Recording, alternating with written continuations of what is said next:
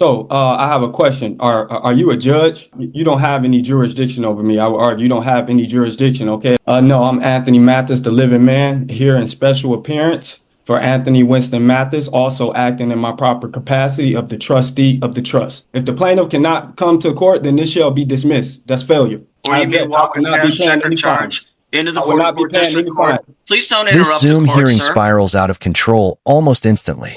What should have been a straightforward red light ticket turns into pure chaos when the defendant starts throwing out bizarre arguments. The officer is there, ready to testify, but instead of keeping it simple, this guy dives headfirst into nonsense. You honestly can't help but laugh. Let me know what you think in the comments. You are Anthony Winston Mathis? No, I'm Anthony Mathis, the living man, here in special appearance for Anthony Winston Mathis, also acting in my proper capacity of the trustee of the trust. Very well, Mr. Mathis. Today's the date and time for your informal hearing. The citation before the court, Mr. Mathis, indicates that on May the 24th of this year at approximately 9 p.m., you are operating a 2024 Ford Edge, black in color, on 11 Mile Road, air near Washington, in the city of Royal Oak. And at that place and time, you committed the civil infraction of impeding traffic. Impeding traffic, sir, is considered a lesser included offense within nearly any moving violation. And Officer Moran indicates in his detailed note that your vehicle was on East 11 Mile Road at Washington and disobeyed the traffic signal. The officer had a green arrow and therefore driver had a red light. Mr. Mathis, you have three options and three options only, sir, in the protection of your own rights. You may, sir, admit responsibility in this manner. The court will attach the scheduled fine and that will close the case. Or, Mr. Mathis, you may admit responsibility with an explanation that you believe mitigates these circumstances, or you have every right to deny responsibility, and the court will swear the parties and will take testimony. What would you like the court to do for you today? Well, I have a few questions, if you don't mind.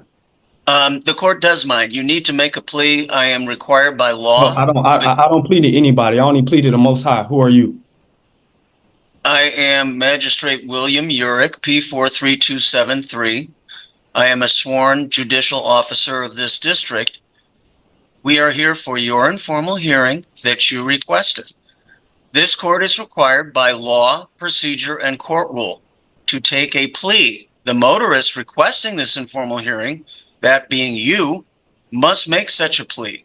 You may admit responsibility in this matter. I don't plead to anybody but God. You may admit with an explanation, or you may deny responsibility, and the court will swear the parties and will take proofs. What would you have the court do for you today? I don't plead to anybody. Very well. Officer Moran and Mr. Mathis, please raise your right hands. I do have a question. Do you solemnly swear the testimony you shall give before this court shall be the truth, so help you God? I do. Thank you very much. Please proceed. Before the officer even gets a word in, you can tell the judge knows exactly what he's dealing with. He wastes zero time shutting down the nonsense, calm, focused, and completely in control. No theatrics, no confusion, just straight to the point. It's actually pretty satisfying to watch. What's your take on the judge so far? Let's keep going.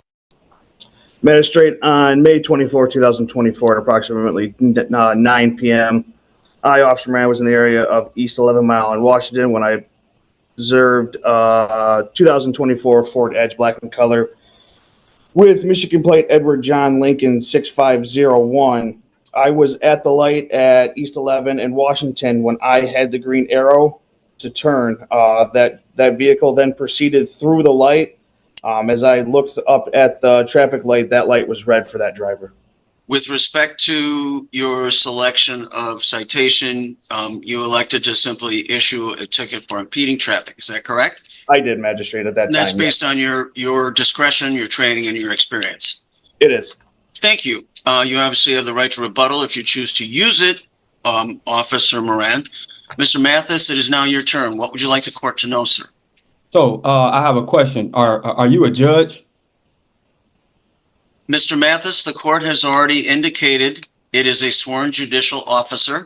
It is exercising its jurisdiction lawfully over you. So questioning the court's authority You don't have any jurisdiction over me. I would argue you don't have any jurisdiction. Okay. Mr. Mathis, the officer has already testified as to the facts of the case. It is now your turn to testify. You can tell the court anything you wish the court to know, focusing solely on the events of the date in question. What would you like to tell the court? The plaintiff is the city of Royal. At one point, the defendant claims the judge has no authority over him, which raises the obvious question: why show up at all?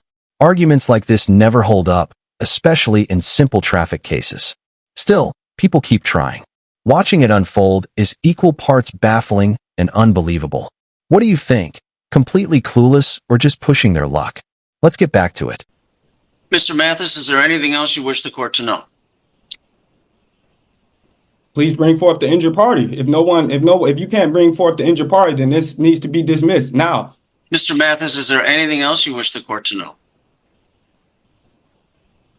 You guys can't bring anyone forward as far as the injured party. No one was injured. You guys. Mr. Mathis, I will ask you one more time. The officer is representing the city of Royal Oak. This is not a case alleging physical harm or breach of contract. Why are you trying to charge me? This is a civil case under the Motor Vehicle Code, as it was decriminalized in 1979. This is a civil matter. The burden of proof is a preponderance of the evidence. The officer has testified as to what he observed, and it is now your turn to testify as to what occurred.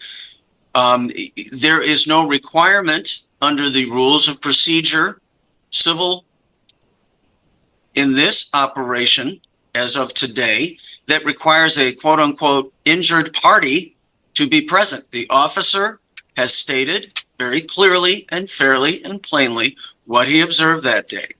So as to your testimony related to the date in question, is there anything else you would like the court to know? No, it isn't. If you guys can't bring any injured party, Very no well. injury. You guys are. Officer Moran, any rebuttal testimony? No rebuttal testimony. Thank you so much. Mr. Mathis, the burden of proof in a civil case is a mere preponderance of the evidence. The officer, a duly sworn and certified Michigan peace officer representing the city of Royal Oak, which is one of two cities upon which this court has jurisdiction, has put his testimony forward. There is nothing in the record that has rebutted any of it. Therefore, the court is finding you responsible for the citation as it was written. The fine for that serves $175. That is payable through the pay portal on the 44th District Court website, or you may walk a cash check or charge into the 44th District Court. Please don't interrupt the court, sir. You may walk a cash check or charge into the 44th District Court at 400 East 11 Mile Road, Monday through Friday, between 8:30 and 4:30. That's due within 7 days, Mr. Mathis. If you take exception to the court's ruling, you may post a bond in the amount of $175 within 7 days, and the matter will be placed upon the formal hearing docket of the chief judge of the district, and at that time, the city of Royal Oak would be represented by a city. The law here is pretty straightforward. Running a red light is a public safety violation. It's not about one specific victim.